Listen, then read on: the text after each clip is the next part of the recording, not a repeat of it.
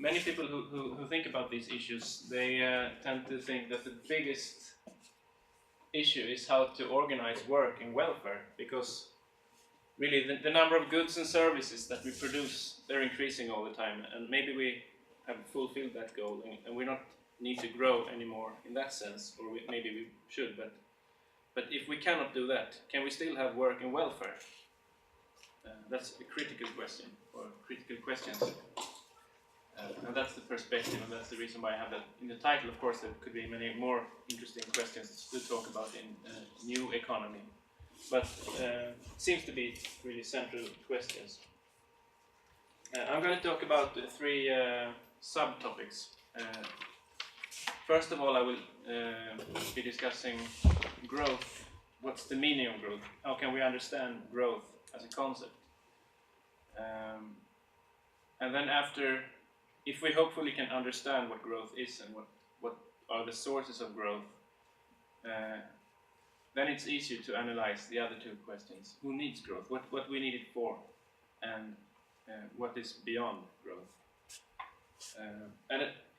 Just so that I'm not missing anything, it's very important to have the perspective of a rich, developed, or I have that perspective when I talk about beyond growth, because I think it's reasonable to expect rich countries to pose this question beyond growth. I'm not saying that this is the same kind of questions that you face in poor countries where you really need growth and development to fulfill basic needs. Please interrupt me if you want to discuss anything or have any questions. The idea, I think, is that we should have an interactive discussion on this. I will have most to say about this first part, understanding growth, and then when I come to who needs growth and beyond growth, I think it could be a little bit more interactive. But you're welcome to, of course, discuss also from the beginning here. Understanding growth. So obviously you can understand it in different ways, and I'm going to talk mostly about the conventional way of understanding it. So not to disappoint you, there are many alternative schools of thought who would understand quite different things, and you might hear more about that in other lectures or other parts of this course. You might already know it, but what I'm discussing is really the conventional concept of GDP growth and what's behind it. And to start somewhere, this is a typical pattern of conventional growth, where it's growing with a certain rate, a certain percentage per year. Like the GDP is typically growing 1, 2, 3% per year. And that gives this exponential pattern, because the growth rate operates on the standing or the present. So if you have this size, then you have a certain growth rate applied to it. Like in this case, each bar is 50% larger than the next one. So that means that the growth is really speeding up with time. Even though the growth rate is the same, the magnitude increases. So you will get this exponential form. So you can put the Swedish GDP growth rate just in the same graph, and you see that it follows like an exponential pattern. So it's growing faster and faster, really. So the size of the economy is really increasing faster and faster. So if there are limits, we're approaching them faster and faster. And this, of course, is also not the only thing growing with an exponential growth rate. It's also, you can say, like environmental problems. I just put a huge number of curves here, or a diagram, so you can just see a few of them here. I just put out carbon dioxide concentration in the atmosphere. It's also growing in this way over time. And rate of species extinction, water use, human population. So many things are growing in this way. And it seems to be, you can have the view that economic growth is the reason to all of this problem, but it's not necessarily so. But at least that's one perspective. That's one reason why many environmental researchers think that the GDP growth is unsustainable in the long run, because as you have GDP growth, you will also have growing concentrations of pollution and so on. So this is one view of it. But there is another way to see it, which many economists tend to think. It's I don't know if you're familiar with this one, the environmental Kuznets curve. It's named after an economist called Simon Kuznets. And this is more or less it's more an idea than a reality. But the idea is that as we're growing richer with time, the GDP is increasing. Then the environmental impact initially is growing as well, just like we saw in the previous picture. But when we reach a certain level of affluence, then we're rich enough to care about the environment, and then our impact will decrease. We can also say that we're perhaps rich enough to pay for better environmental practices, like water treatment or different kind of innovations. This is an idea that many economists tend to believe in. And if you look at reality, you can see that for some environmental problems, this seems to be quite a good description of reality. For example, urban concentrations of sulfur dioxide in the air. It has followed this pattern historically. Urban concentration of particulate matter is the same. And for many water pollution problems, we have not even started to increase, just decreasing from the outset. Just the only thing we see is a decreasing environmental impact with time. So it's not really a bell shape like this one. But for some environmental problems, it seems to be just increasing. We don't see any top of the curve, any bell shape. Perhaps there is something coming in the future. We don't know that. But in the case of greenhouse gas effects, perhaps we don't have time to wait and see. That's another way. I think these are two contrasting perspectives on growth. You can call this one perhaps the scientific economics. There are many ecological economists thinking that this is the case, that increasing GDP will cause increasing environmental problems. And then there's the alternative view, which you might call eco-modernism, where the only thing we have to do is actually to promote growth as much as possible, because the more growth we have, the better, or the sooner we will reach this top, the peak, and then our environmental problems will decrease. So depending on what you believe, you can have different understanding of growth or the consequences of growth. So this is more like a background, but still, even if you believe in this or if you believe in that, you still might wonder what is really the meaning of growth.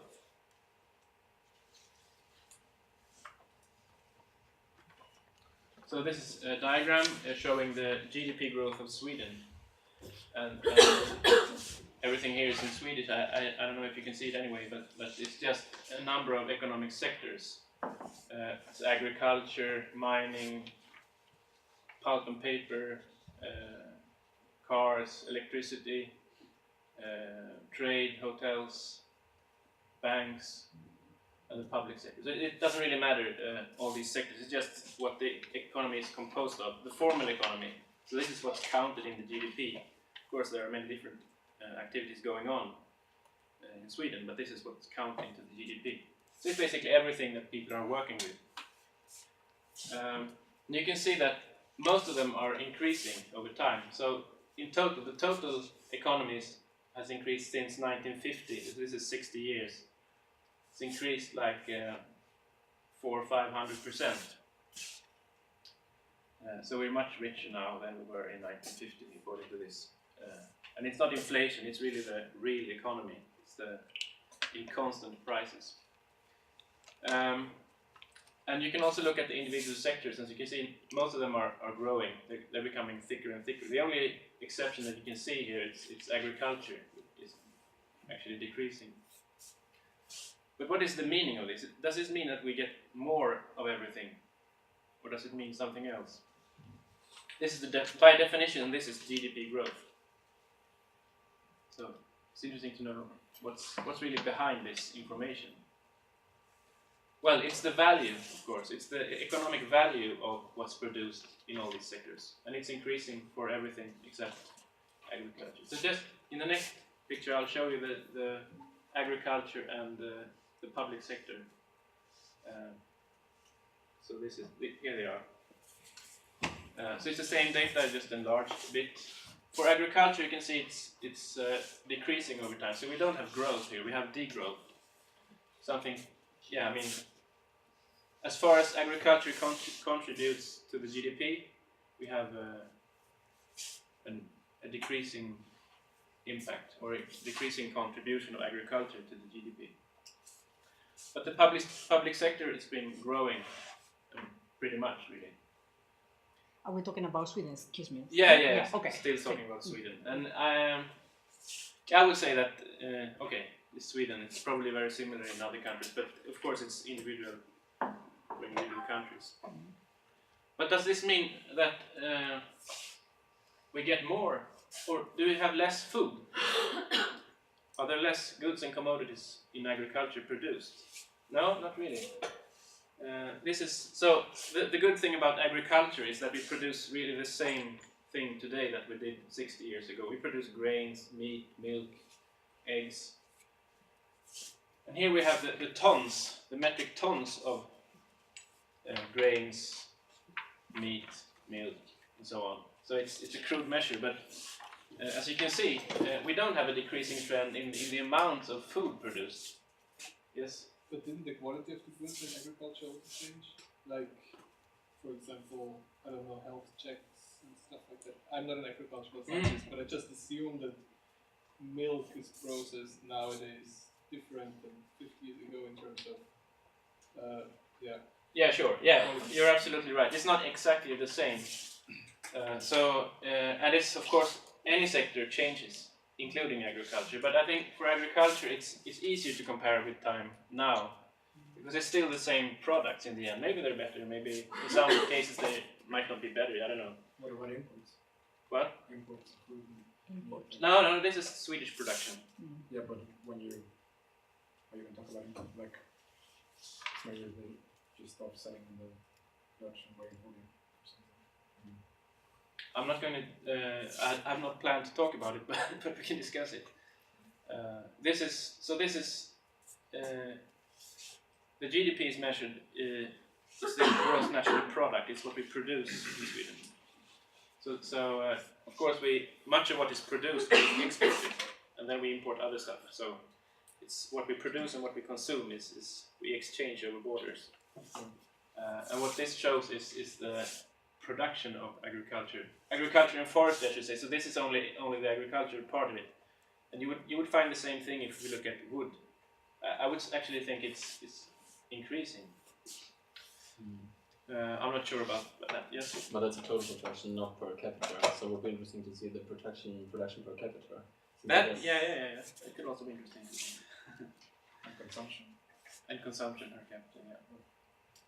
So what I'm actually showing here is I'm trying to understand the meaning of growth.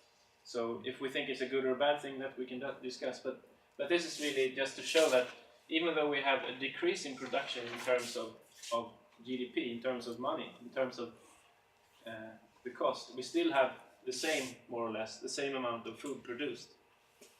And of course the reason is that we have decreasing food prices. So the price of food is going down in general. So that means that we have degrowth in terms of agriculture, but we don't have degrowth in terms of the amount of food. We find a quite opposite picture when we look at the public sector, and you can make the same reservation. We don't produce the same public services today than we did in 1950. So it's not that you can just compare it right straightforward, but you can approximate public services by the number of hours worked.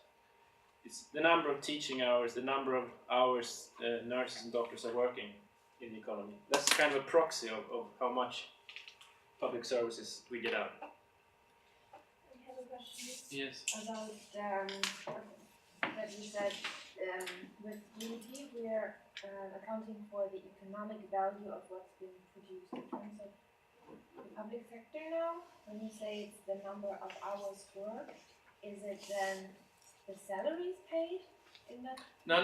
This this is the contribution of the public sector to the GDP. It's how much we pay for it.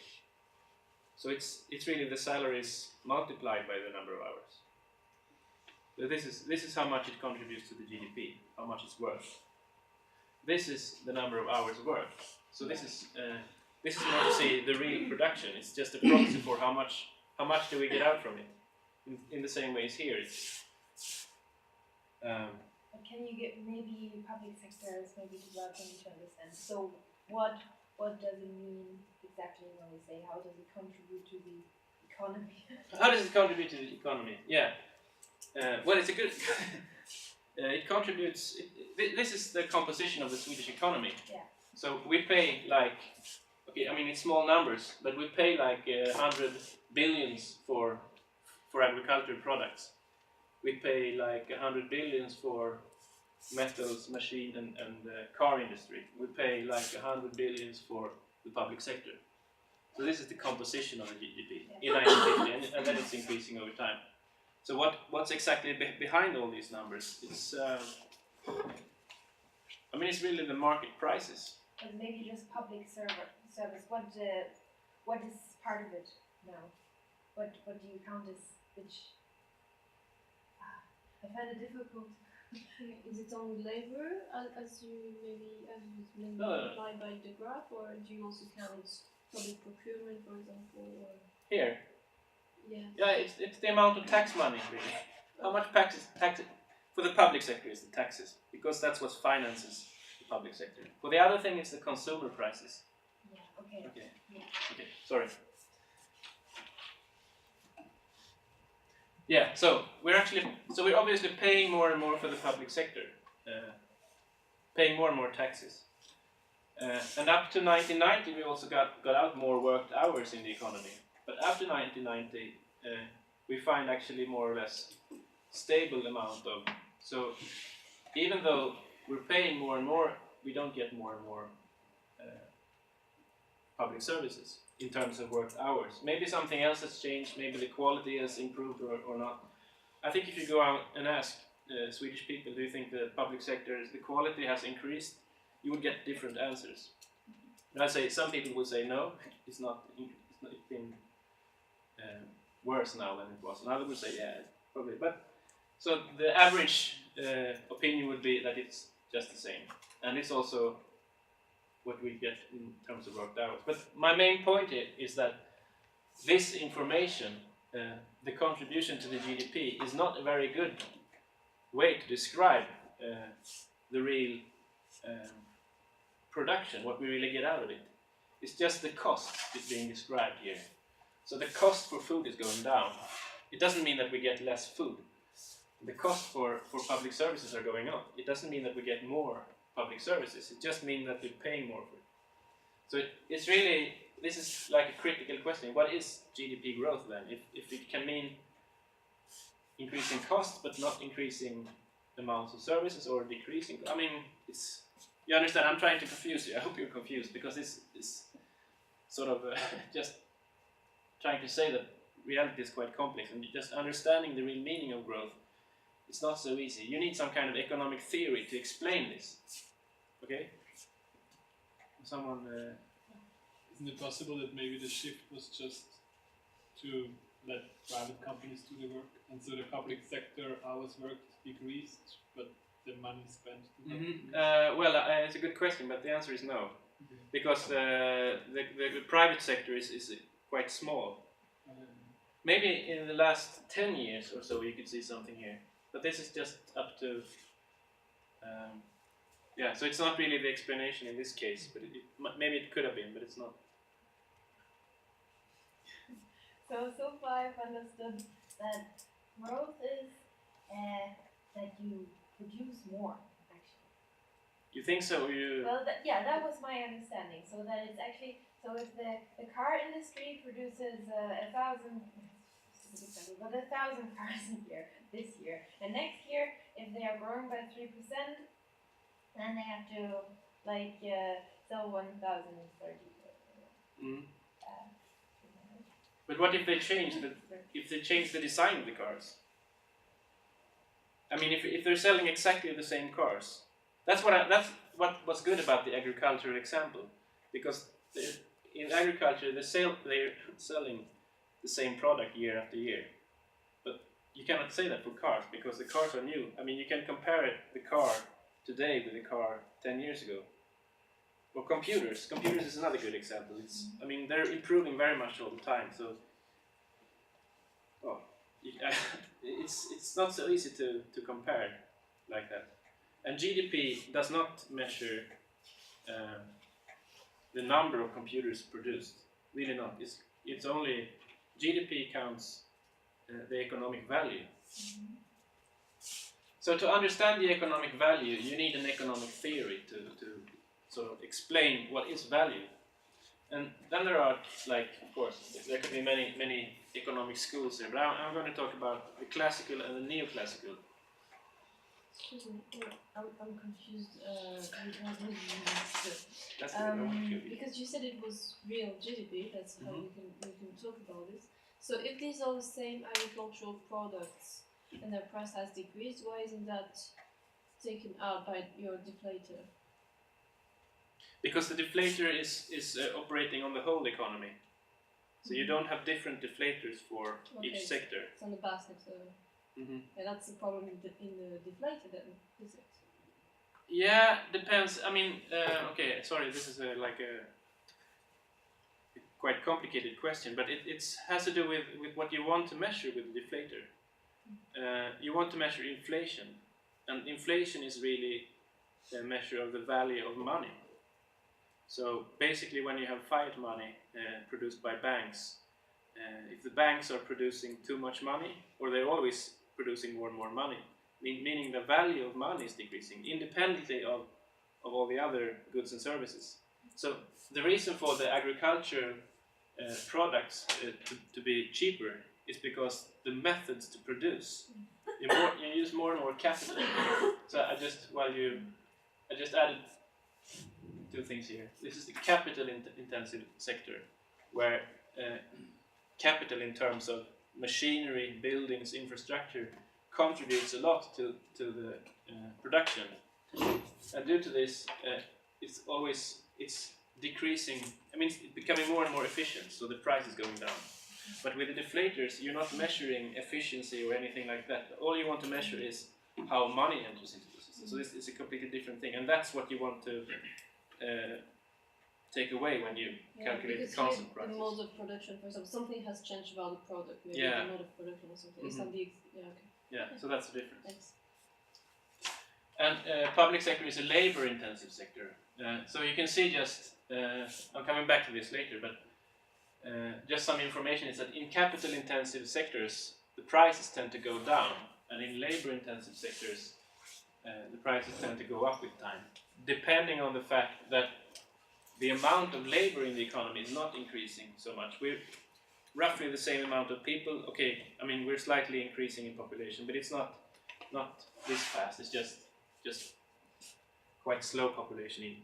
So we have the same amount of labor all the time, but we add capital all the time. So we keep investing in more and more machines, buildings, infrastructure. So we become more and more capital-intensive economy, and that makes capital-intensive production cheaper and cheaper with time.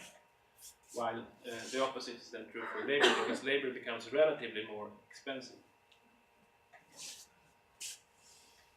So I would say that the economic theories, we have like the classical economists. Three of the most famous classical economists is Adam Smith, David Ricardo, and later also Karl Marx. And you might notice that these are associated with very liberal thoughts, and this is more socialist. But they're all based their thinking on the same economic foundations, and you can say that they view the economy in this way. And this is nothing strange. I think everyone can agree that this is a good view of the production process. You have like some kind of production process, producing goods and services. and perhaps you also have some waste produced. But to get out goods and services, you also have to put something in. Most important, you always use labor. Someone is always working. Because if you have things outside the market, you can go out into nature, you can pick berries and flowers and mushrooms. They don't have a price because no one has worked. It's as soon as someone is working and selling things in the market that it becomes goods and services. But that also means that you always have labor as an input. And often you also use capital, and once again, capital in this way, I mean real capital in the form of buildings, machines, and infrastructures. So you also have financial capital, money and stuff like that. But it's not really a production factor. You don't use money directly in production. You use money to buy real capital, which is then you can also use money to buy labor. So, but capital in this meaning is real capital. Of course, you also use materials and energy. When it comes to the economy or economic values, it's mostly about what's inside this box. Goods and services, they have a price, and labor and capital contributes to this. Yeah. It feels like you're already switching to the neoclassical when they dropped land as the third factor of production. The classical, they had capital, labor, and land. So I think then land is missing in your red square. Which for Ricardo and for Smith was actually the most important factor of production in the end. Well, at least for Ricardo with this law of decreasing returns based on land, land scarcity. Yeah, I don't agree really. But let's say Ricardo thought like that in terms of value, everything starts with labor, and then the other production factors, land and capital, can sort of derive some value. Some of the value that is created in the economy is paid to the other production factors, land and capital. But land was the only fundamentally limited factor of production. So this is why the kind of like the only scarcity was in land, and capital and labor in principle are unlimited. This is why they put such an emphasis on land, and this is why also that was problematic when land has been considered just another form of capital in later neoclassical production function. Yeah, I agree in very much in what you're saying. It's they put much emphasis on land, but when it came to producing value, the price of goods and services, then they explained it by the inputs of land, labor and capital. That's really how it was. It's really written quite clearly in Ricardo's book that land does not contribute value. It's limited, but it's just sort of taxing the value that is created by labor. Yeah, and I'll agree on that. Mm-hmm. So okay, I should have put land because before you got okay. So the different production factors. Land is also included here. The land supports materials and energy into production.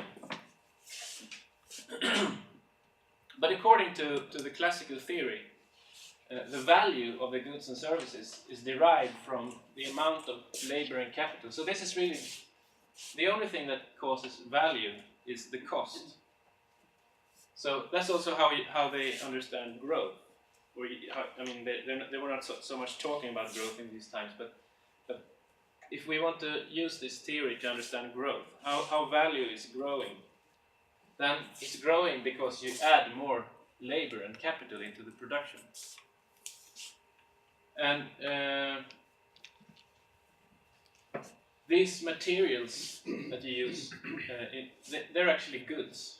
They're produced in agriculture you produce material, and in the electricity sector you produce electricity. So this is not denying the physical reality, but it's saying that the economic equations only see this as goods, which we pay for. We pay for them just in the same way as we're paying for other goods and services. So we pay for the mining industry supports us with metals, for example, then we use these metals in production to produce other intermediate goods, for example.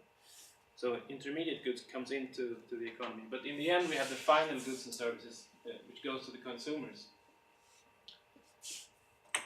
So, in order to understand, and maybe I just say that also that capital is is also produced by labor. We build the machines, we build the buildings and infrastructure with labor. So in the end, all value is created by labor. Just to say that since labor is the real source of all value, that's probably the reason why socialists like Karl Marx is very interested in this. Because then you can always claim that laborers should have a more share of what is produced. So that's really the political aspect. But just like how to understand the creation of value, it's not really a political issue, even though you can make politics out of it. However,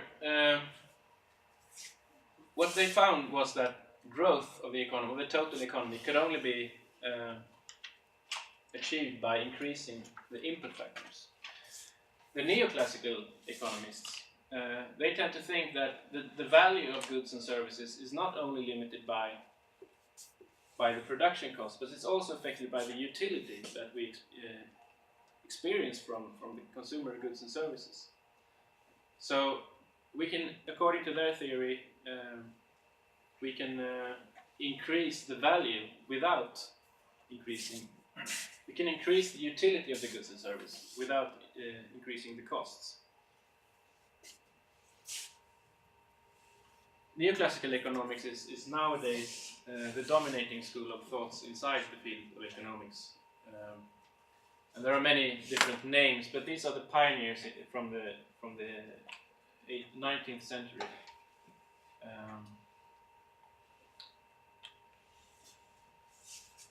And the starting point for neoclassical economics is the utility maximizing individual. So it's really a theory for how individuals perceive utility. And the value of goods and services is like the equilibrium that is created by different actors sort of measuring their utility against one another. Yeah. Yeah, I'm sorry, Mikael. I would love to take you on this because I think it's you cannot call Jeffers, Menger, and Walras like neoclassical economists. In history of economic thought, they are referred as marginalists. The first neoclassical economist was Alfred Marshall.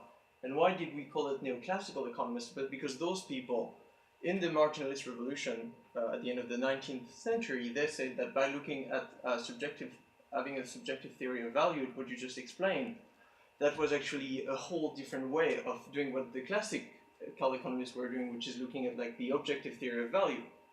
What Marshall did, and why actually Thorsten Veblen, that coined the word neoclassical, he called Alfred Marshall a neoclassical economist because Marshall said, no, we need to actually have an hybrid between an objective theory of value and a subjective theory of value. That was the birth of neoclassical economics. Just, I think you don't like my terminology here. It's just not agreed within scholars in the history of economic thought. So that would be just considered a mistake. So I think it's just what I will be proposing a correction there. Okay. Yeah, you may be right. I mean, let's just accept that. Details. Yeah, it's okay. So what I'm really after is not the term, or these. Let's just go on, because the school of economic thought is very complicated and it's many names and of course it should be correct. So what I'm actually trying to frame is then the value theory that comes out from this school of thought. Yeah. I had a question. Could you go back 2 slides? Because what I wonder, and we had also the lecture of tomorrow that something very fundamental is jumped over, and you had Marx there, and what I miss in this is the jump from the neoclassical to the next one, and so what is central for Marx is not explained. and for me it's relevant because I would say that then a good is crystallized labor and nature. But more important is that the good, in fact, is a social relationship. And that is not taken anywhere. So there is a jump from the classical to the neoclassical and blah, blah. But I mean, there is a tremendous theory, and why is not this explained? Why I'm not explaining it? Yeah, at least consider it, and then I say, of course, I mean, because of the political reasons, then it wasn't popular, so it like doesn't exist. But in theory, it exists, and that should be also be acknowledged in a way. Surely, I understand that I'm walking into a minefield here about the school of economic thought. It's not really my point to I mean, it's I could have sort of put this in another way. What I'm actually trying to do is to understand how can you perceive value? Why do we get different understanding of the meaning of growth? And then I tend to call this the classical theory, and of course there are classical theories because they did not agree on everything. All the classical theorists, Marx would probably agree with everything that I'm saying, and these are the marginalists. You can call them marginalists, and then there came later scholars after that, which, so you're probably completely right. But the thing is that today we have the neoclassical school of thought, which is dominating the, if you'd like to call it neoclassical, it's of course within this school there are also many different schools. You have the Austrian school, the Chicago school, blah blah blah. So you can always make things very complicated here. So what I'm trying to do is to make it less complicated. I'm maybe too much. Anyway, the way to understand growth according to this modern theory is to start with something that might look similar to the classical economic theory, where value, for example, GDP, is explained by capital and labor, and in the classical theory you would add them. Here you multiply them, and you can argue if it's reasonable or not. But if you have a certain amount of capital and a certain amount of labor, you would get a certain amount of production. If you, for example, double the amount of labor, then you would double the amount of production. But that's not really reasonable. So this is not the full formula, because if you just take agriculture and you have farmers and you have tractors. If you have 100 tractors and 100 farmers, they would produce a certain amount of food. If you double the amount of laborers but still have the same amount of tractors, you would not double the GDP, right? Because then they would just have half a tractor each. So you would need to double both labor and capital in order to double the GDP. So they put exponents here, alpha and 1 minus alpha, and alpha is always a number between 0 and 1. So typically it's 0.3. I mean, it varies, but so in this way you can increase the amount of labor, but you don't increase GDP as much unless you also increase capital. And when this is used for and compared with empirical data, you would find that this does not explain everything. You would have more growth here than here. So you also need to add something more here, namely technology, in a very unspecified sense, or productivity or anything. Just something explaining growth more than just capital and labor. So this is. I mean, there are different variants of this, but it's very popular. I mean, this is the growth function, or the production function of the neoclassical economists. And it's very widely used. It's used for growth official growth accounting in most countries, in the OECD, in Sweden, and the authorities use it to try to measure growth, because growth is so important for the economy. So to understand growth, we need to see what factors contribute to growth and how can we get more growth, and what do the different factors in the economy this year do, and what happens next year, blah blah blah. So this is really used by Statistics Sweden and Statistics whatever in all countries.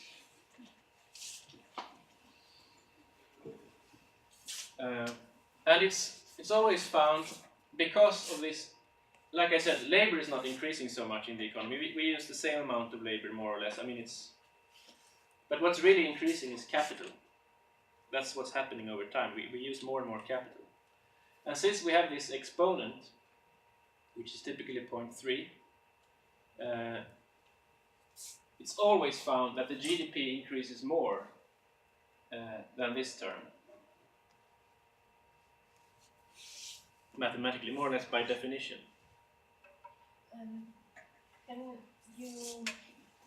Can capital be described as resources then? It should be described as something you invest in. So you invest in machines, buildings, stuff like that. Define as investments in the national accounts. But anyway, it's really measured at buildings, machinery, equipment that is used in production. But Resources. So it doesn't take into account anything that you use to make. No, that's intermediate product. I mean, you want to know, for example, if you build a table, Yeah. then you have a carpenter, Yeah. that's me, Yeah. and you have a hammer, that's capital. Yeah. Then you have wood. Yeah. And where's the wood? Wood. It's something I bought from another sector. You have a wood. It's just expressed in terms of the money that you bought. Okay. Yeah. So it's a commodity. Wood is a commodity. It's a lumber who cuts down the wood, uses his labor to cut down the wood, and he uses his saw which is his capital. But for the very first sector, the person cutting the wood, then the wood is not part of this. Now the price of wood, if you go to reality and want how much do you pay for wood, it's really the cost of producing it. It's really the labor time to okay, now I'm talking about in the classical way again, but it's also in national accounts. You can find it in the forestry sector. You have salaries and you have capital profits. That's all you have. You have minimal, just a tiny amount of rent to the landowners, but it's increasingly smaller and smaller because the landowners they more or less just use their capital. I mean, so the cost of wood is the value added in the forestry sector. Okay, so since this term is always smaller than this one, or the change in capital raised to alpha is always smaller than the growth of GDP, then by mathematical definition, growth is always explained by this factor, technology. So in statistic accounting, in official statistics, it's always said that technology accounts for all the growth, or most of the growth. Nearly all of the growth is created by technology, according to this neoclassical production function. But not if you financialize the economy. What? Not if you financialize the economy, or you create like derivatives and etc. Then you're counting data, and then you break this down, or wouldn't. Yeah, but it's not included in the GDP really. The derivatives it's not contributing to. It's really the standing amount of things just changing values. It's not included in the GDP. But it's like creating a commodity out of capital and creating like. It's creating financial values. Yeah, I mean, and then but at the same time using the capital, the alpha. Like I mean, it's creating more net capital. And like. Yeah, it's not creating more of this capital. This capital is the real capital. But when they account it in GDP, they do accounting like financial services. Financial services, yeah, but that's more the salaries of the persons working in the. I mean, that's like any job. You can go to a job. You can be a teacher. You can be a financial salesman, and you have a salary. That's included in the GDP. But the things they are trading are not it's like brokers. They buy and sell buildings or houses or dwellings. But what they sell, the only time you count a house is when it's built. Then it's produced. Then the next year someone is buying a house from another, people are changing houses. Yeah. That's not included in the GDP. But there's also the government giving money to banks so they can sell the money for interest. And so it's different kind of. Yeah, that's not included in the GDP. It's nothing to do with production.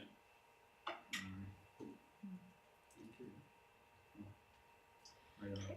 Couldn't we take a break soon? Yeah, I thought so. For the air, I yeah, think we okay, need we to. can just have one more question and we can come back to it. I started thinking about that technology, the A there. So once a new technology is in place, it's in common use, then it's nothing special about it. That's just another form of capital. So there seems to be some transfer from the A should be representing new technology, development costs for new technology, something like that. All right. I mean, the change in what they're measuring when they the GDP 1 year is explained by this, but then what they're actually measuring in statistics is the growth in GDP, and that would be the growth in labor, growth in capital, and growth in technology. The cost of taking Research and development. New technologies. Yeah, well, that could be like a service. I mean, research and development is like a sector. You can work with research. You can be a teacher. You can be a scholar. You can be a researcher. That's included in the GDP. But maybe one way to answer it is just that technology you calculated, and tell me if I'm wrong, right, as like increase in productivity in your use of the factor of production, being capital and labor. This is why it's just, if you find a new way of organizing your company that will allow you to produce more with the same amount of workers, this is counted as technology, new form of organization, because you increase your productivity of usage of labor as a factor of production. So you always count like those kind of like increases or decreases in productivity, right? Yeah, that's how it's defined. So it doesn't transfer. The neoclassical, since it is found that A explains growth so much, of course, many researchers trying to, okay, so what's behind this factor? What is really technology about? So there are many different.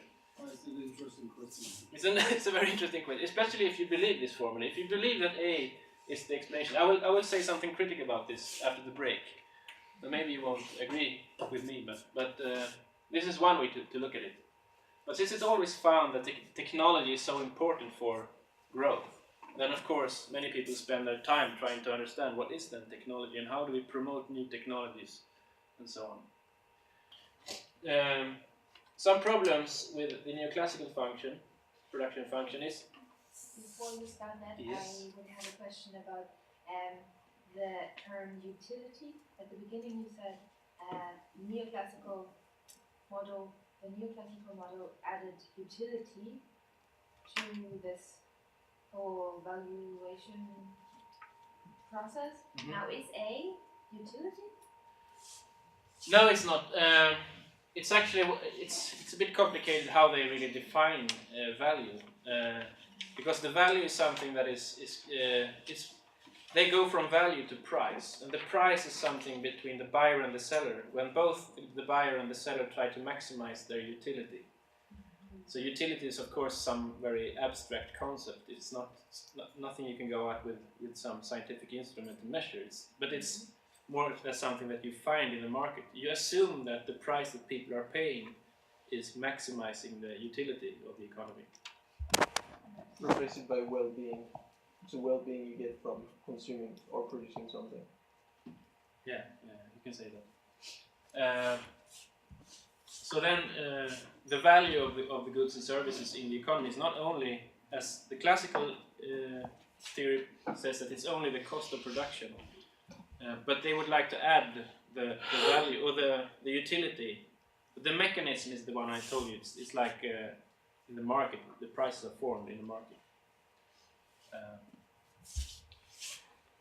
But this, the whole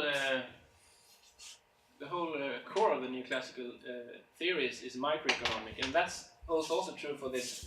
The reasoning behind this formula is a microeconomic relationship. It assumes that you have some kind of homogeneous form of labor and a homogeneous form of capital. Like in the example I said, a farmer and a tractor. If you only have farmers and tractors, then this is quite reasonable that you can double the amount, or you can increase the amount of farmers, you can increase the amount of tractors, and you would need these exponents to explain how you can.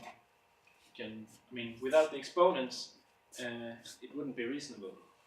But once you go from the microeconomy to the macroeconomy, to the whole economy, then labor and capital can be very different things. I mean, you wouldn't have to need to buy more tractors all the time. Obviously, if you just have one farmer, then you would need 10 tractors. But if you just have one farm, you can buy much. You don't have to buy only tractors. It's many different things you can buy. So the idea here with the exponent that it gives diminishing returns is more realistic for the microeconomy than for the macroeconomy. And it's also based on physical assumptions. It's based on the fact that you have a number of hours worked and a certain amount of capital. But when you go here, you get the value, which is something completely different. You don't have the same units here. You have number of hours worked. Well, it's the value of capital, but it's measured in terms of value. But here you have the value in money. So it's used a little bit strangely. So the value added here, it's really the profit rate times the amount of capital plus the wage times the number of hours worked. And yeah, but I just said that it's the diminishing marginal returns is not realistic in the same way. It's not obvious in the same way as it is in the microeconomy. If you look at the single production process, then this exponent giving diminishing returns, I mean, you will get something like this. That's what I mean by diminishing returns. It would look like this. This is, if you have an exponent, then it goes like this. So the more capital you add here, the less gain you get with time. And this is very reasonable for a microeconomic function, but it's not obvious that it's working in the macroeconomy. So just a look at the numbers. These are 4 countries. I selected 4 countries, OECD data. GDP growth for Canada, Sweden, Korea, and France. The green lines here are the GDP, so we can see it's growing in all countries. Of course, we have growth. And then the red lines here are the amount of worked hours. And in many countries, you have more or less the same amount of worked hours with time. You don't have an increasing population. In Canada, for example, you see an increasing number of worked hours as well, due to the fact that the population is increasing. And in Korea, it's been increasing as well. But in Sweden, for example, it's stable more or less. You have some ups and downs here. The ups and downs is not the population; it's more with the economic business cycles. But you can see the trend is quite slow here for the number of worked hours, and the GDP increases much more. So this is you can express this information. If you divide the GDP by the number of worked hours, you get the labor productivity. That is, how much GDP do you get per hour of work? And you can see it's increasing with time in all the countries. But if you add capital in this graph, you will see a very close relationship between capital and labor productivity. So empirically, you can say that capital would explain most of the GDP growth. So this is actually compatible with, or consistent with labor, with classical theory. And only if you assume diminishing returns on the capital could you say that you would need something more, because capital explains everything. But if you assume diminishing returns, then you could add productivity or technology. But you don't need technology to explain the GDP growth. And anyway, it's always the case that the amount of capital increases in the same degree that the GDP is increasing. So you always have capital increasing when you have GDP increasing. So that's the real message from understanding growth. What's really causing growth in all these economies is growth of capital. And how would this apply for a socialist country or a former socialist country? How would it apply? I don't know how prices are counted in a former. I would guess it would be the same price, but they don't have market economies, so I'm not sure how the markets are working, how the prices are formed, if they even have. I know they have money, but I don't know how they count them and how they. So I must pass this one. Excuse me, what are the units for these graphs? Oh, it's indexed numbers. So it's everything is 100 in the year 2005. And is it in volume? Or I guess, or Capital value? is the value of capital. Oh, it's the value. Okay. Yeah, and well, labor productivity is the value of GDP divided by the number of worked hours. Okay. So how did you reconcile that? Here you managed to explain growth and productivity all with capital, but previously you talked about this difference between A and K in the equation. So actually it could be the same, or what's your interpretation of this? My interpretation is that if you want to use, well, the data says that that the GDP could be explained by capital only.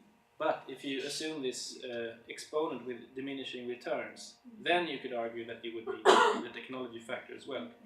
But I think it's doubtful if you should use the exponent.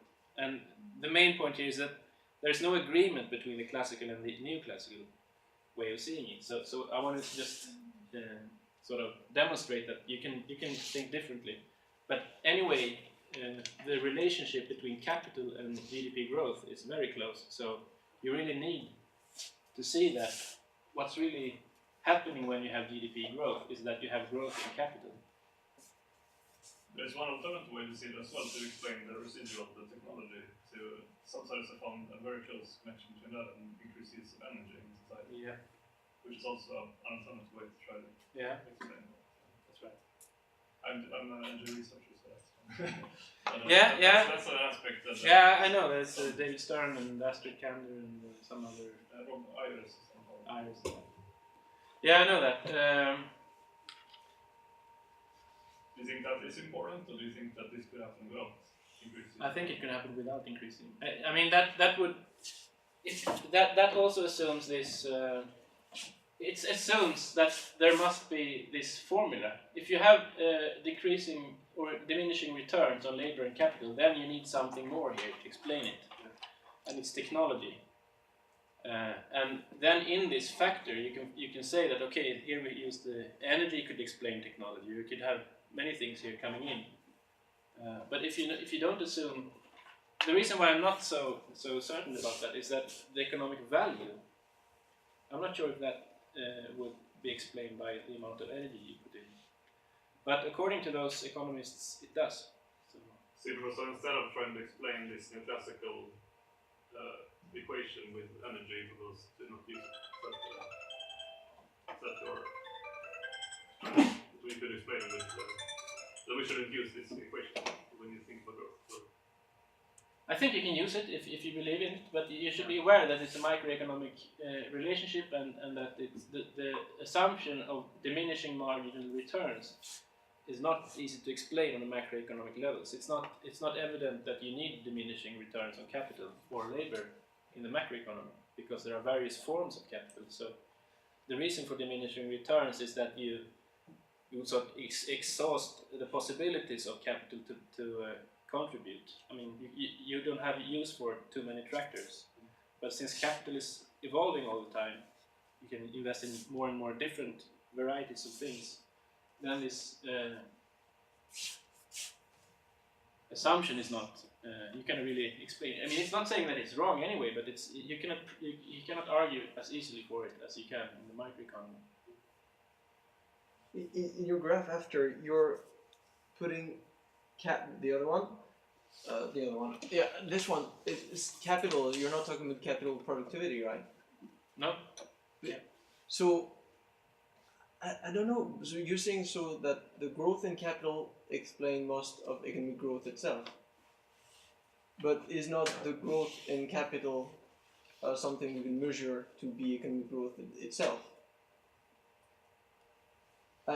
For me, that sounds like a tautology to say that we can explain economic growth by the growth of capital, because economic growth is actually a measurement of the additional capital that we manage to produce. No, capital is only the productive capital that we use in production. It's only machines and buildings and infrastructures put in the production processes. Okay. So it's not the goods and services that we produce. It's not. It's only It's only the productive capital, the real capital. But will we not need to have capital productivity then also put into that to make such a conclusion? Capital. How would you measure capital productivity? I don't know. I know that economists struggle to do this, but just that is part of technological progress. Anyway. Yeah, technological progress is what they found in here. It's called total factor productivity. Mm-hmm. So it's the productivity used for all. Because is the claim you're making that technological progress is actually not the main driver of growth? It's the claim that you can make from the classical perspective. Yes, it's the claim. If you don't, the only way to see it as a measure of value. It's not as a measure of. I mean, of course, it's quite obvious that technological progress can make big differences into our lives and I mean, technology is important, right? But to produce value, you need, in this formula, you need diminishing returns on these factors to get this result. But the only way that we can cancel the diminishing returns assumption is because of technological progress, right? We don't have those diminishing marginal returns because we constantly find new ways and to make a better use of capital and labor, right? Yeah, you can argue that, but it's still, it's still the capital that is measured. I'm puzzled because in modern growth theory and people like Thomas Piketty in his last book, they still conclude that in the long term, what matters for economic growth is technological progress and especially education. Yeah. So I don't see how your claim kind of differ. I have trouble locating your claim in this kind of landscape. They're using the Neoclassical assumption about growth. They're using. I mean, they accept the paradigm that the Neoclassical growth model is saying that growth is created by technological progress, because that's what you find within the Neoclassical model, and most people accept this claim because that's the dominant school of thought, and the economists of today use it. So classical theory is not. I mean, if you go along, if you look at the neo-Ricardians and the Marxists, they don't accept that. But if you go into all other economic schools, they accept it and they use it as the ground for discussion. So I mean, what I'm saying is, I'm just presenting the different perspectives, but the end result is that the correlation with capital and GDP growth is very close. Even though you could add more things to this if you would like to. You can use different formulas. You can use, so you have the different perspective, different ways to explain it. But it's very hard to come around the fact that capital and GDP grows in the same. But is it just a correlation or a causal link? That is what yeah, that's the question. I'm not saying this. Of course, I cannot prove the causal links. Oh, I thought you did. I thought that was your claim. That I'm proving it. No, that you were. Your claim was that they were a causal link. that capital was explaining most of economic growth. Yeah, well, according to the classical theory, then capital and labor is what creates value. Okay. And since labor is not increasing, then capital could cause it. So that could be a causal link.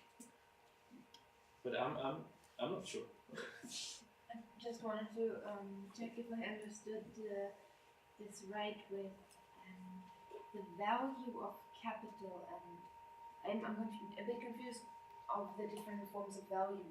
Yeah. Right. Now there's economic value, and then there's the value of capital. Yeah. Okay. So I didn't define the value of capital because you can value it in two ways, or you can maybe in many ways. But here it's the value of production. How much? That's how it's measured in the national accounts. That's how much it costs to produce the capital. So then, after capital is produced, it can be revalued in the market. You can buy and sell capital assets. And then, as you know, housing and everything goes up and down. But that's not the way to measure capital here. Okay? Okay, I said in the beginning that I had 3 questions, and now I spent most of the time talking about understanding growth, and it seems that we have a quite interesting discussion of how we should understand growth. My message is that there are probably many ways to understand growth, but there is a big difference between the classical and the neoclassical way of understanding it. And my main problem with the neoclassical equation is that it is based on micro foundations, and we're looking at the macroeconomy. So I think it's interesting to look also at the classical theory. And anyway, regardless of which theory we're using, we can still look at reality and say that capital seems to be very well correlated with GDP growth. So the form of GDP growth we have in the economy today is associated with capital accumulation. Okay, so we'll see if I can manage to go through the other 2 in the time I have left. I think actually my main message was this that I already said, that this is the most important point, to give you these perspectives, and it's very good that you're critical about it, because that I think is what we need to be when we talk about growth. We need to be critical and try to see it. It's not quite obvious what it is really.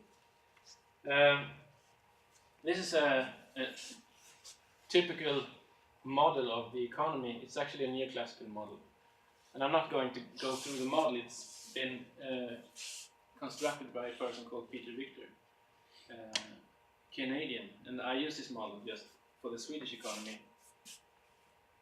It's just include everything that's just the demand and supply and population and labor supply and capital investments, and everything is just put together in some way. You don't need to go through it in detail. It's just what it's actually saying is that we have, this is the prediction for the coming 30 years, and it's very similar to the official predictions about the economy. So this is how we do the planning in society.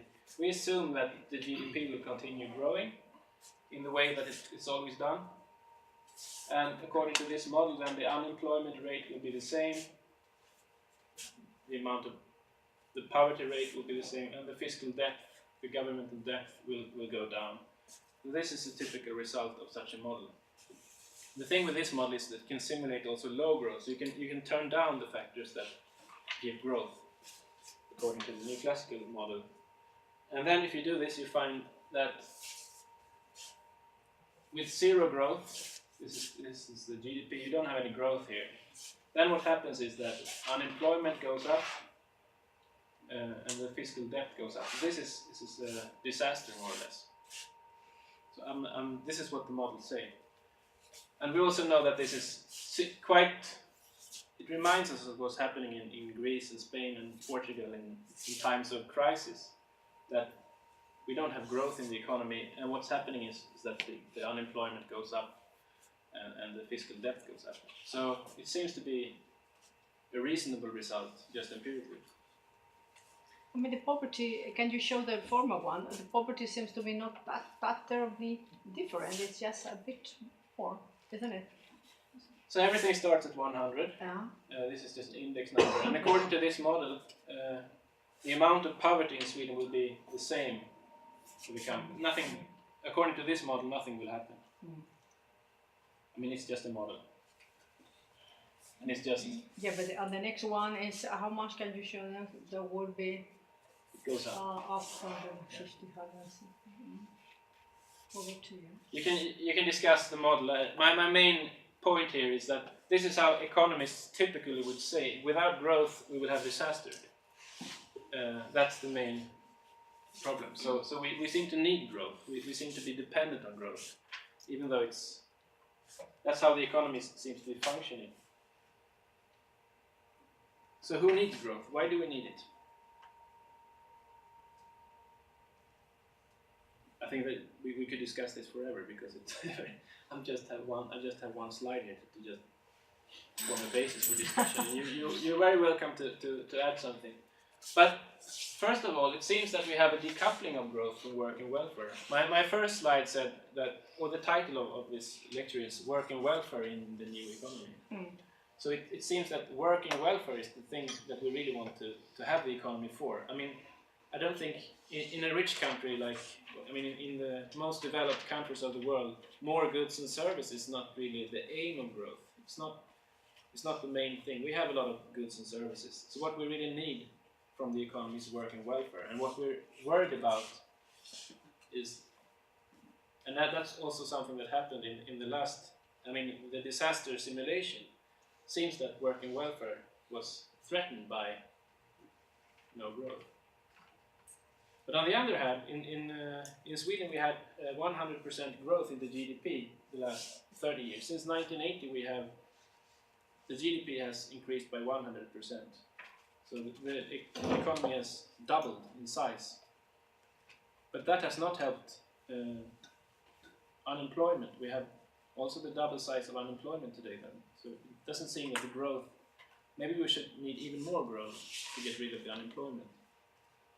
And the welfare sector is also dismantled, so you can really see a good correlation with this growth.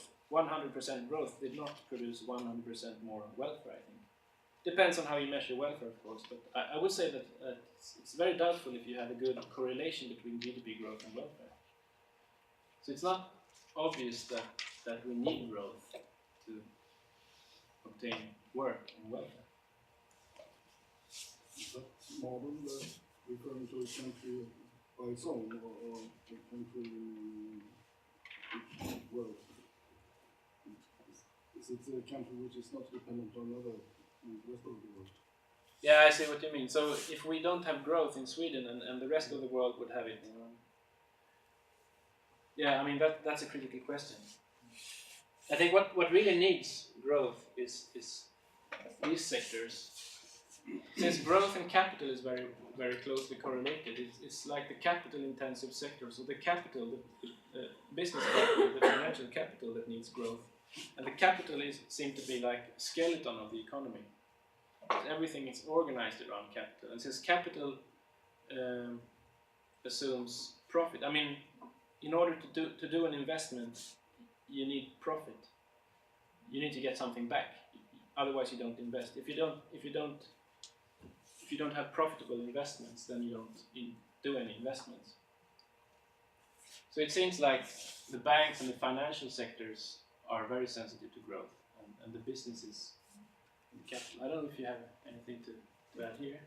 What are you saying that, because the way I see it, the growth in especially banks and finance is the reason why we had a decoupling of growth from work and welfare, because you get a lot of this growth that is happening within the financial sector, where of course the gains from this growth end up just in the hands of the minority of the population. So then we still have economic growth, but that does not translate into an increase in welfare, because the biggest part of this growth is actually captured by a minority of people. Yeah, well, I'm not saying that it's right or wrong. It's probably right. So, that would just confirm this then, that it's the capital sectors that are dependent on growth, who need growth. And do you have anything that shows how that relate to each other? For example, how much of this growth have ended, or this welfare is concentrated in a small group of the society? Is there anything that shows? Do you have that? I don't have it, but it's of course there are many people saying that. It's right. The last 30 years, more and more growth has been captured by. I mean, the inequalities are growing. So it seems like. But anyway, when we don't have growth, it seems to be a disaster for the economy. So who is then? What is then the problem for? You said that investment. If people invest, then they expect growth or to get something back. Profit. Yeah. Is it? Do you think it's just an expectation, like a cultural thing that we got used to? And no, I think it's the nature of capital. I think it's the only reason for doing an investment is that you get something back. Yeah, is it really like that? Because I was thinking you could also invest just to create something good.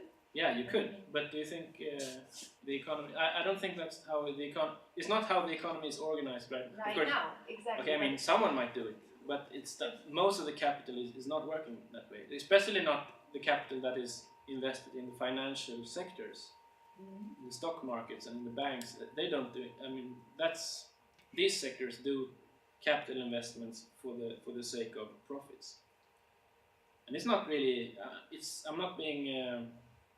I'm not moralizing, saying that they're doing something bad. If we have money that we need to do something responsibly with, I mean, if I have just some value that I inherit from somewhere, I would need to do something useful with it. So I would put it in a bank or in a stock market.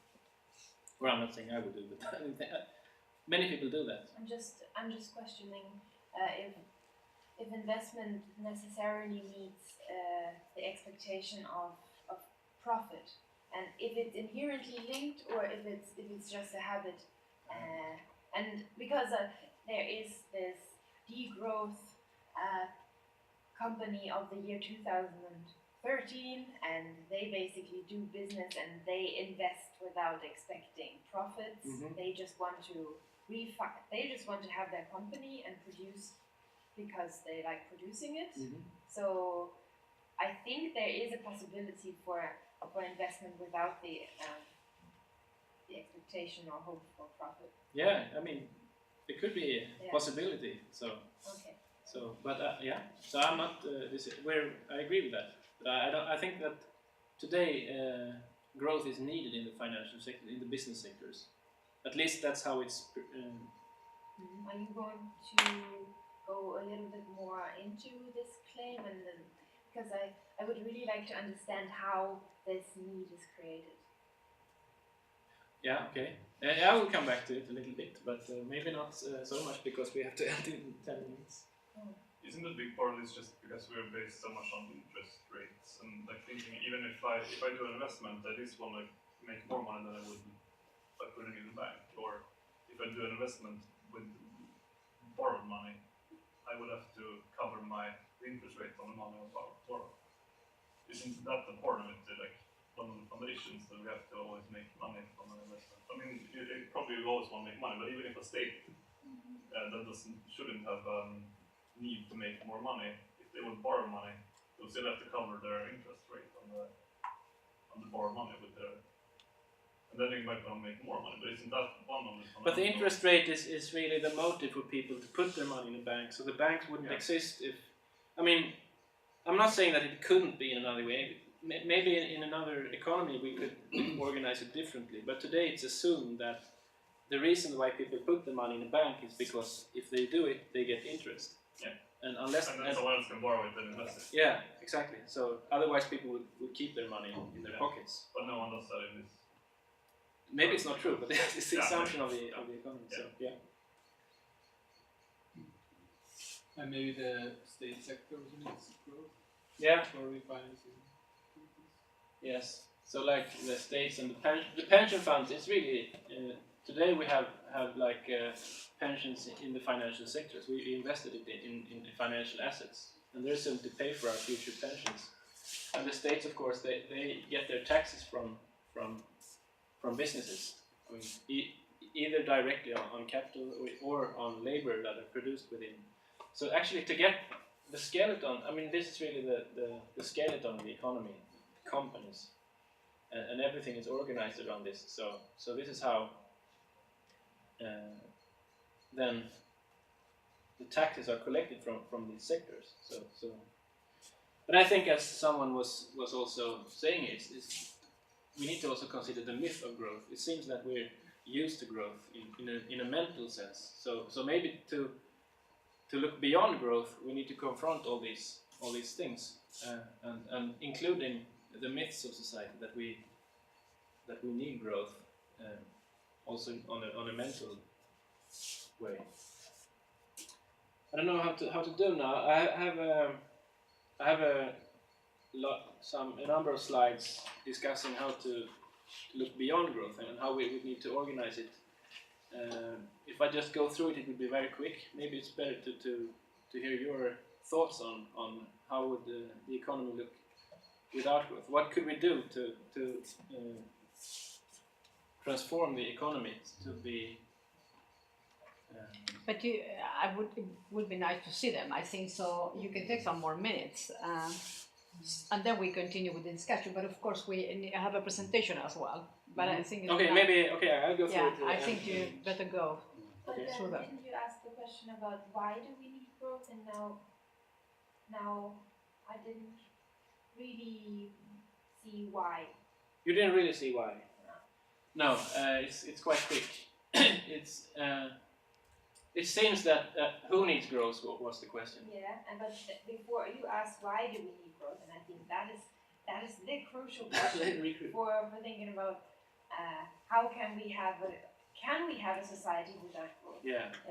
So we have to understand if growth is really needed, Yeah. or if it's not needed because it's just a myth, you know? Mm-hmm. Yeah. Yeah. So let me just say also that this is not very well understood, I think. So this is really a point of discussion, why we need growth. Maybe it's just a myth, or maybe it's inherent in the banking sector. What you said about like the interest rate, we really need, because we have the interest rate, we need to have profitable investments and so on. Is it really necessary? I mean, obviously that's how we think of the economy today, that we need growth for all these factors. But I mean, growth is not that we need growth. Growth is the result of something else, and that is business. And business, they don't get the profit because they are just enjoying the profit. I mean, it is a way of keeping themselves into the market. So either you survive or I survive as a capitalist firm. So they have to innovate all the time, and they need the profit for that. So it's kind of, you know. But I would question that need. No need. I mean, but it's a question of either you survive or not. I mean, if you don't invent a new telephone, you don't renew your telephone to sell, then another firm is coming, and then you will disappear. They eat each other. So this is the logic of capitalists. They eat themselves. But why can't a business just say, I'm going to produce for this market for like these amounts of people, and we're going to have this good product, and then in the next state there can be another company. You know, they don't have to necessarily eat each other up. It's about agreements about how you can do. It's just about, maybe it's about greed, and you know. I think maybe if I go to the next few slides, maybe we get some idea, because I think I will touch upon it. And maybe it's not. Maybe that could be a further point of discussion. Beyond growth, I think. This is not really. This is not really saying this is how we're going to go beyond growth, but these are important things to discuss. So I don't have the answers here. I'm not saying that this is how you get beyond growth, but I think critical questions, if we want to go beyond growth, because I'm assuming that, but it's not. Well, first of all, it seems that we need to share what we have, because we cannot grow the amount of production anymore. So that means that what's inside the economy is something that we will need to share in different ways. And that includes, of course, the resources that we use for production. We cannot use more and more resources. So then probably we need to discuss, could we share them or distribute them in another way than today? So this is one important thing to think about. And labor as well, it seems that we're trying to create labor, we try to invent new jobs so that people have works to go to. And maybe that's a good idea. Or, I mean, anyway, it seems that work and welfare is what we want the economy for. Maybe we could discuss, could we share labor? So that's also one reason that why we need growth, I think, because we need to increase the number of jobs. But another solution is to share the jobs, of course. Distribution. But I think the inherent problem within this whole dynamic, it's like a reinforcing self-fulfilling prophecy, is if you have factor A, which says that you have to innovate all the time, that means that you have new technologies which are kind of eating up labor. That means that you have less labor, and then you need growth to create more jobs, which then will be eaten up by the system, by the whole mechanism. So I really think if you would just stop trying to grow and then you just focus on supplying a reasonable amount of work places, then wouldn't we all kind of have jobs and stop competing and have a decent life? Maybe you're right. Yeah. It seems anyway that today it seems that we don't have jobs for everyone. Yeah. It seems that we need to solve that question in a way. And maybe the jobs that need to be done, even if it's more jobs or less jobs, I'll come back to that. One issue to discuss is, should a few people do all the jobs, all the work, all the labor, or should everyone participate? Should we share the jobs or should we just compete for them? And also power, it's very ideological, of course.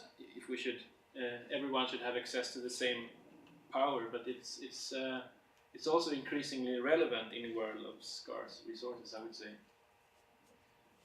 And I think all these three issues become more critical when we sort of have less resources, or we're not growing the amount. Today we can say that, okay, some people are not very well off, but since the economy is growing, then maybe tomorrow they will have it better. But if we're not having growth, we cannot use growth as an argument to keep to avoid sharing. Yeah. Yeah, but so I know this argument, but at the same time, growth was used as an argument to share to a small part of society. So actually, if we would have stopped growing now and would redistribute, this would mean an income growth for a lot of people in society who didn't see any income growth in the last 20, 30 years. Because their income was stagnating anyway. Because they didn't get anything of the growth cake. Yeah, that's how it was during the last 30 years. So it doesn't make a difference for them if you stop growing. And if you then start to redistribute, their income suddenly starts to rise actually. Yeah, well, that's a mathematical question. Anyway, I think distribution and sharing it's always relevant within an economy, but it's more relevant if you don't have a growing cake, so to say. So I'm not saying what are the solutions here. I'm just saying these are critical questions if we want to go beyond growth. And it seems that today, like you said, inequalities are increasing. So it doesn't go in the direction of I mean, it doesn't make it easier to cope without growth, so to say. And the role of capital, since capital is so important for growth, or it is so much associated with growth, it's important to understand how capital is formed today in society. And if you, I don't know if you accept this more like a metaphor, but capital today it tends to be what we have that we don't really need. If we have an income and we need to buy food and necessities, and then we have something extra that we don't really need right now, then that's capital. That's what we use for investment. That's what we sort of that is capital. It's not really the definition of capital, but it seems to be the role of capital. So people who have a lot of money, they have more capital. They are the persons who go to the financial sector and do the investments. They have more than they need. Okay, it's sort of not exactly the correct way to say it, but it seems to be like a role of capital. And another thing is that you have more than others. So one reason why you can go to the capital market and do this investment is because not everyone has it. If everyone had capital, then your capital wouldn't be so valuable. You wouldn't earn money on it. So the thing is, since quite few people have capital, then it's sort of possible for them to lend their money or to do the investments, because that's something they can sell. If everyone had equal access to capital, then possibly the profit on capital would be much less. Right? I think it's also the role of capital today. It's sort of collected in quite few hands. And the role of capital today is that capital hires labor. So the jobs are created by capital. That's why governments try to attract capital. They tend to be very afraid of taxing capital, because then capital will go abroad. We tend to decrease taxes on capital because we want to attract capital to our country, so that capital will come here and do investments and create jobs. So this is also why we're very dependent on capital in this kind of economy. So this is also a role of capital in today's society. So thinking about how to go beyond growth, it seems that the role of capital should transform, and how it should be done, it's also a matter of discussion. One thing is, of course, if we should have a less capital intensive production, if we should use less capital in production. For environmental reasons, that could be a good idea, because capital intensive production tends to be commodity production. It tends to be goods rather than services. It tends to be more stuff. And that's what we really, perhaps one of the most worrying things about present growth. We're not growing really the service economy, we're growing the production of goods. And like I said, in agriculture, for example, it used to be quite labor intensive before. Many people worked in agriculture 100 years ago, but then during the 20th century we have invested in a lot of equipment, capital, tractors and equipment in the agriculture. So today agriculture is a very capital intensive sector with very little labor put into it. Very few people work in agriculture today. But still that also uses a lot of energy, of fossil fuels and other things. Perhaps in a different kind of economy we would use less fossil fuels and also less capital, and that might mean more less capital intensive production,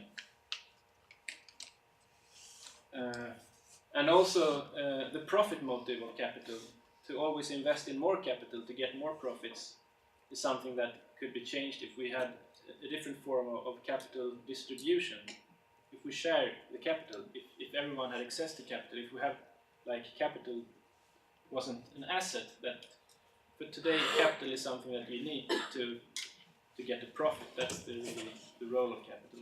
But if you share the capital, it would be more like a common resource. I'm still confused about this term now, because you have framed it in a way that it's what's left over after fulfilling their needs. Mm-hmm. So it's like that everyone should have the same amount of money that can be spent for investing in things. Yeah, we could share the capital. So I'm a bit, since I have to go quite quick through it, it's a bit hard to say that we should do all these things. It's actually, we need to discuss all these things. It's not obvious that we should do everything here. No, I'm struggling sometimes with concepts. Yeah, that's good. So I'm trying to. Yeah. So capital is capital is the production factor, But the role of capital today is also it's the source of income. So some people own the capital and it's their source of income. Yeah, okay. But if we so that's why we should perhaps redistribute it and share it.